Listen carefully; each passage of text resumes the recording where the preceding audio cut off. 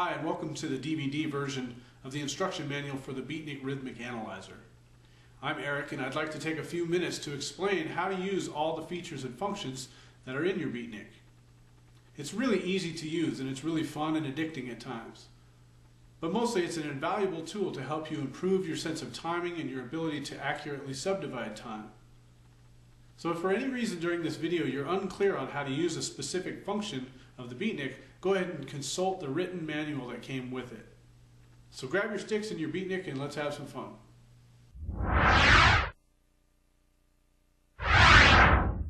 So when you take your Beatnik out of the box, the first thing you're going to want to do is to install your 6 AA batteries that come with the Beatnik. They last an incredibly long time. You've got your on and off switch here, a jack for your AC adapter, a headphone jack, and a backlight switch to turn your backlight on and off. So to get started, we're going to turn on the Beatnik with the on-off button in the back. You'll see the display come on with a flash screen there. And now the Beatnik is set up to play right away. This is the default setting of 16th notes at 60 beats per minute. That's what this number represents right here, is 60 beats per minute. We're going to be playing 16th notes. So when you hit the Beatnik with your drumstick, your stroke will be indicated as a stroke indicator or a solid black line, and the goal is to try and put those solid black lines in between these vertical click markers that I like to call target areas.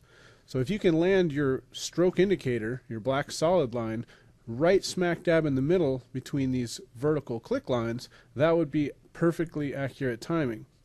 If you're a little bit to the left of those target areas or vertical click markers, that means you were just a little bit early. And if you're to the right of the vertical click markers or target areas, that means you were just a little bit late. So if we push the start button, we can hear what the Beatnik is wanting us to play and ultimately match. There's the quarter notes. 1, 2, 3, 4. So we're subdividing that 1E and a 2E and a 3E and a 4E and a. We play along with that as tightly as you can, and our score or of accuracy will be represented in this window right there.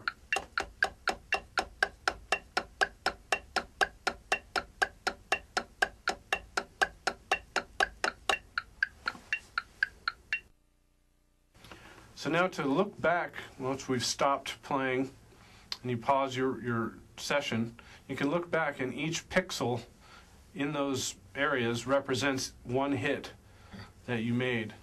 So you can see the score is 98%. So that one pixel right there was outside my target area, which brought my percentage down from 100%, all of them landing within the target area, down to 98% because I missed that one.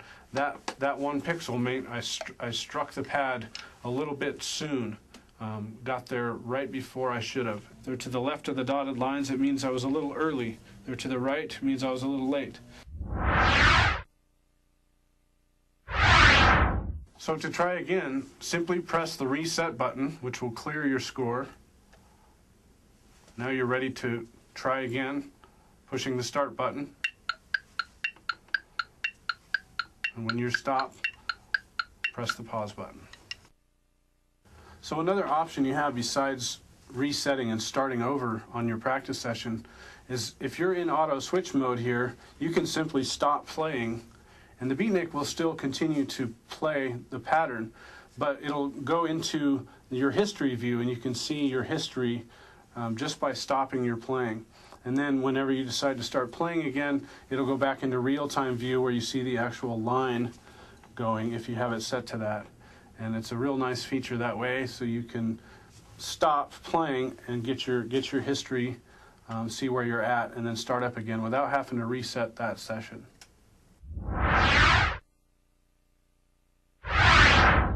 So we just got done playing 16th notes at the medium level. And as we mentioned, that's 512th notes. That relates to the size of these targets, or more specifically, the width. So to adjust that, to make it easier or harder, simply press the skill button and rotate the selector knob. If you go one notch to the left, That's the lowest setting, or the easiest setting, which represents 7 512th notes. Now the target's a little bigger. If you rotate to the right, we're back to the medium level. Another notch to the right, we're on the hard level, which is 3 512th notes. And one more notch to the right, we're on the expert level, which is 1 512th note. That's a very small target to hit. And so coincidentally, then your percentage of accuracy score will go down on the hardest level.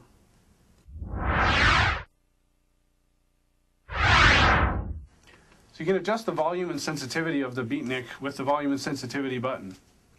Be careful if you're using headphones, because it's pretty loud, so you want to have the volume set pretty low. But you can also hook up external speakers as well. So get your practice session started, push the volume sensitivity button, turn the knob up, and hear it get louder. Push it again to go into your sensitivity adjustment. Right now the sensitivity is set pretty high. We can turn that down.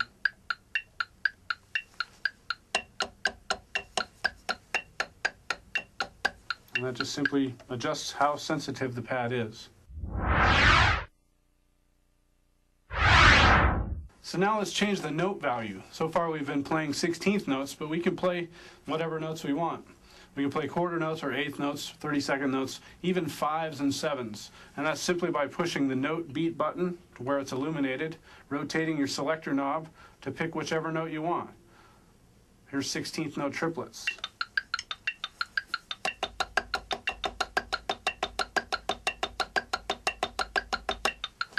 Simple as that.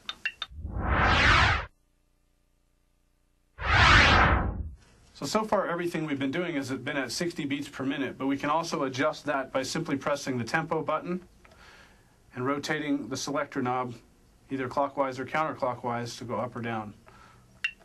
So 16th notes. We could speed that all the way up to 250 beats per minute, or as slow as 25 beats per minute.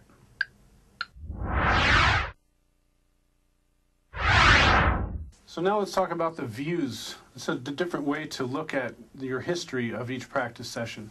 Press the view button. We're already in the auto switch mode, which we talked about how if you stop playing and the Beatnik continues to play the pattern, it will show you a history view of your practice session. And when you start playing again, it goes back into the real-time view.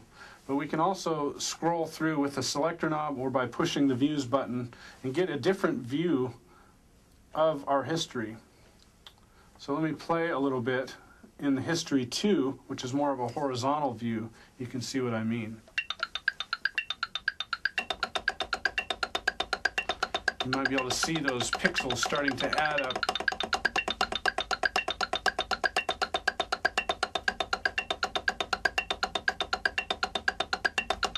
You can see as I was talking for a second there, it caused me to get off time, go a little bit late and a little bit early in compensation for that. But that gives you another view on how to look at your history in your practice session.